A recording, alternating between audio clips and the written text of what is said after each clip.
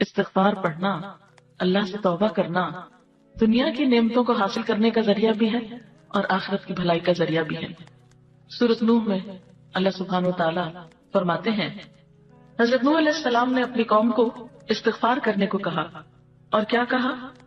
فَقُلْتُ اسْتَغْفِرُوا رَبَّكُمْ، میں نے اپنی قوم سے کہا کہ اپنے رب سے استغفار کرو، اپنے رب سے معافی مانگو۔ تو نتیجہ کیا ہوگا؟ إِنَّهُ كَانَ غَفَّارًا، بے شک وہ بہت زیادہ معاف کرنے والا ہے۔ يُرْسِلِ السَّمَاءَ عَلَيْكُمْ مِدْرَارًا، تم پر آسمان سے خوب بارشیں برسائے گا، آسمان کو تم پر برسنے والا بنا دے گا۔ وَيُمْدِدْكُمْ بِأَمْوَالٍ وَبَنِينَ، تمہیں مال اور بیٹوں سے مدد دے گا۔ وَيَجْعَلْ لَكُمْ جَنَّاتٍ، تمہارے لیے باغات بنائے گا۔ وَيَجْعَلْ لَكُمْ أَنْهَارًا، اور تمہارے لیے نہریں جاری کر دے گا۔ آپ دیکھیں کہ ایک انسان کی خواہش کیا ہوتی کہ اس کو کیا کچھ ملے، یعنی رہنے کا مقام اور حالات جو ہیں وہ پرسکون ہو، پھر اس کے بعد یہ کہ مال ہوں، بیٹے ہوں، باغ ہوں اور زندگی کی اور آرائشیں اور نعمتیں ہوں۔ یہ ساری چیزیں کہاں سے ملتی ہیں، کیسے ملتی ہیں؟ استغفار سے ملتی ہیں۔ عام طور پر لوگ پریشان ہوتے ہیں، دکھی ہوتے ہیں۔ مثلا ایک شخص ایک بزرگ کی محفل میں آیا اور اس نے کہا کہ میرے حالات بہت تنگ ہیں، مجھے بہت پریشانی ہے، میرا رزق بہت تنگ ہے، تو آپ مجھے کوئی وظیفہ بتائیے۔ تو انہوں نے اس کو کہا کہ کثرت سے استغفار پڑھو۔ دوسرا آیا، اس نے کہا بچوں کی شادی نہیں ہوتی، تو آپ نے اس کو بھی کیا بتایا کہ کثرت سے استغفار کرو۔ تیسرا آیا تو کہنے لگا کہ بہت قحط سالی ہے، فصلیں اچھی نہیں ہوتی، تو آپ نے اس کو بھی استغفار کا بتایا۔ تو کسی نے ان سے پوچھا کہ بھائی 3 لوگ آپ سے 3 ڈفرنٹ مسئلے لے کر آئے ہیں، اپنی پریشانیاں لے کر آئے ہیں، آپ نے تینوں کو ایک ہی چیز بتائی ہے۔ تو اس پر انہوں نے یہی سورۃ نوح کی آیت پڑھ کر سنائی کہ دیکھو یہ قرآن میں اللہ کا وعدہ ہے اور اللہ کا وعدہ سچا ہے۔ اللہ تعالیٰ کی بات سے بڑھ کر سچی بات کس کی ہو سکتی ہے؟ ہمارے پڑھنے میں کمی کوتاہی ہو سکتی ہے، لیکن اللہ کی بات میں کوئی شک نہیں۔ ذالک الکتاب لا ریب فیہ، یہ وہ کتاب ہے جس میں کوئی شک نہیں۔ لیکن یہ ہے کہ بعض اوقات ہم خود پڑھنے میں کوتاہی کر دیتے ہیں۔ تو جن کا رشتہ نہ ہو رہا وہ بھی، جن کا ہو چکا ہو اور شادی کے پرابلمز ہو وہ بھی، جن کا ہو چکا اور پھر بچے نہ ہو وہ بھی، ان سب کے لیے ایک ہی وظیفہ ہے، اور وہ کیا ہے؟ استغفار کا۔ پھر اسی طرح ایک اور جگہ پر ایک اور پیغمبر نے اپنے لوگوں سے کہا وَاسْتَغْفِرُوا رَبَّكُمْ ثُمَّ تُوبُوا إِلَيْهِ إِنَّ رَبِّي رَحِيمٌ وَدُودٌ، اپنے رب سے معافی مانگو اور اس کی طرف پلٹ آؤ، بے شک میرا رب رحیم ہے اور اپنی مخلوق سے بہت محبت رکھتا ہے۔ یعنی جب کسی بندے پر کوئی تکلیف آتی ہے تو ایسا نہیں کہ اللہ تعالیٰ اس پر خوش ہوتے ہیں اور جان بوجھ کے ستانا چاہتے ہیں بندوں کو۔ اللہ تو بندوں کے حق میں بہت مہربان ہے۔ پھر سوال یہ پیدا ہوتا ہے کہ تکلیف آتی کیوں؟ اگر وہ ہم سے محبت کرتا ہے اور وہ بہت مہربان ہے، تو بات یہ ہے کہ کچھ چیزیں ہم اچھے حالات میں سیکھتے ہیں اور کچھ چیزیں ہم ہارڈ شپ سے سیکھتے ہیں۔ کچھ نعمتوں کی قدر ہم اچھے طریقے سے ویسے ہی کر لیتے ہیں، اور کچھ چیزوں کی قدر ہمیں اس وقت آتی ہے جب کوئی مشکل پیش آتی ہے۔ آپ دیکھیے کہ اس کی مثال یوں ہی ہے کہ جیسے کچھ کھانے آپ کچے ہی کھا لیتے ہیں، جیسے فروٹس وغیرہ ہیں، آپ کو پکانے کی ضرورت نہیں ہوتی، لیکن کچھ کھانے آپ کو پکا کر کھانے ہوتے ہیں۔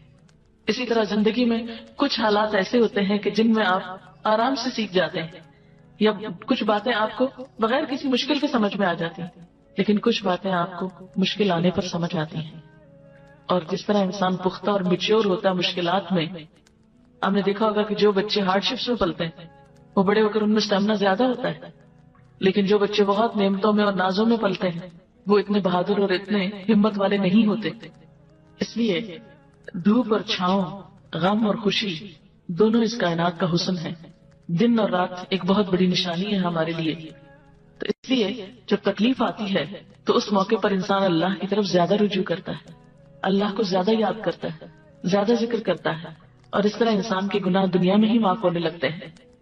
ایک اور جگہ پر آتا ہے وَأَنِ اسْتَغْفِرُوا رَبَّكُمْ ثُمَّ تُوبُوا إِلَيْهِ يُمَتِّعْكُمْ مَتَاعًا حَسَنًا، اور یہ کہ تم اپنے رب سے معافی چاہو اور اس کی طرف پلٹ آؤ تو وہ تم کو اچھا سامان زندگی دے گا۔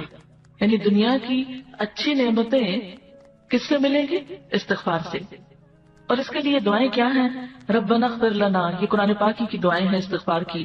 ربنا اغفر لنا ذنوبنا واسرافنا فی امرنا وثبت اقدامنا، ایک اور دعا ہے ربنا آمنا فاغفر لنا وارحمنا وانت خیر الراحمین. پھر اسی طرح ربنا ظلمنا انفسنا وان لم تغفر لنا وترحمنا لنكونن من الخاسرین انت ولینا فاغفر لنا وارحمنا وانت خیر الغافرین. پھر اسی طرح ربنا فاغفر لنا ذنوبنا وکفر عنا سیئاتنا وتوفنا مع الابرار. پھر اسی طرح رسول اللہ صلی اللہ علیہ وسلم نے بھی کچھ ایسی دعائیں سکھائی ہیں جو استغفار کا ذریعہ ہیں. رب تقبل توبتی واغسل حوبتی واجب دعوتی وثبت حجتی واہد قلبی وسدد لسانی واسلل سخیمۃ صدری.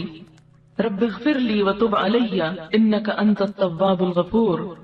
استغفر اللہ الذی لا الہ الا هو الحی القیوم واتوب الیہ. اللہم انی ظلمت نفسی ظلما کثیرا ولا یغفر الذنوب الا انت فاغفر لی مغفرۃ من عندک وارحمنی. اسی طرح اللہم اغفر لی خطیئتی وجہلی واسرافی فی امری وما انت عالم به منی. اللہم اغفر لی جدی وہزلی وخطیئتی وعمدی وکل ذلک عندی. اسی طرح اللہم اغفر لی ذنبی کلہ دقہ وجلہ واولہ وآخرہ وعلانیتہ وسرہ. تو یہ استغفار کی دعائیں جو ہیں یہ انسان کے لیے بہت سی رحمتوں اور بخششوں کے اور عنایتوں اور برکتوں کے دروازے کھولتی ہیں. استغفر اللہ استغفر اللہ استغفر اللہ اللہم اغفر لی اللہم اغفر لی. کیونکہ ہر روز انسان کے اوپر مختلف طرح کی حالتیں آتی. انسان جس وقت بھی پریشان ہو، جس وقت بھی غمگین ہو، جس وقت بھی دکھی ہو، فوراً اگر اپنے رب کو پکارنے لگے تو انشاءاللہ وہ غم اور دکھ جو ہے اس سے انسان کو فوری طور پر ریلیف ہوگا. جیسے جسم کے اوپر پہنچنے والے زخم اور تکلیفیں ہوتی ہیں نا تو ان کو اگنور نہیں کرنا چاہیے. مثلا اگر کہیں کٹ لگ گیا تو آپ اس کو ایسے نہیں چھوڑیں گے، اس پر کوئی دوا لگائیں گے، کوئی پٹی لگائیں گے، یا اس کو صاف کریں گے، یا اس کو مرچوں سے، صابن سے، اس طرح کی چیزوں سے بچائیں گے تاکہ وہ بڑھے نہیں. اسی طرح جو روح پر کٹ لگ جاتے ہیں یا انسان گناہ کر کے اللہ کو جو ناراض کر لیتا ہے تو اس سے انسان اگر فوری طور پر نکلتا نہیں اور اس کا علاج نہیں کرتا تو بعض اوقات وہ گناہوں کے دھبے اور وہ دل کی سیاہی اتنی گہری ہوتی چلی جاتی ہے کہ انسان کو ایکیوٹ ڈپریشن میں لے جاتی ہے. اور بعض اوقات پھر اس کے لیے بڑی بڑی دوائیاں اور بڑی بڑی دوائیں اور دعائیں بھی کام نہیں کرتی. اس لیے انسان کو ہر روز کثرت کے ساتھ استغفار ویسے بھی کرنا چاہیے. اس لیے ہم دیکھتے ہیں کہ اللہ کے رسول صلی اللہ علیہ وسلم جو معصوم تھے، گناہوں سے پاک تھے، جن کا کوئی گناہ بھی نہیں تھا، وہ دن میں 70 سے 100 بار استغفار کرتے تھے. اور آپ سے بڑھ کر مصروف بھی کوئی نہیں تھا. ہم تو یہ کہہ سکتے ہیں نا کہ ہم کیا کریں، ہمیں تو وقت ہی نہیں ملتا، نماز پڑھیں یا یہ بچوں کو سنبھالیں یا کون سا کام کریں کون سا نہیں کریں، کس وقت یہ تسبیحاں پڑھیں. ٹھیک ہے، ضروری نہیں کہ آپ کسی کونے میں بیٹھ کے لمبی تسبیح پڑھیں. آپ اٹھتے بیٹھتے چلتے پھرتے باتوں میں گفتگو میں کسی کی سنتے وقت دل میں آپ استغفار کثرت سے پڑھ سکتے ہیں. جب آپ سے پوچھا گیا کہ آپ کے تو گناہ نہیں پھر بھی آپ اتنی استغفار پڑھتے تو آپ نے فرمایا افلا اکون عبدا شکورا، کیا میں اللہ کا شکر گزار بندہ نہ بن جاؤں؟ تو شکر گزاری تو ویسے ہی اللہ تعالیٰ کو پسند ہے.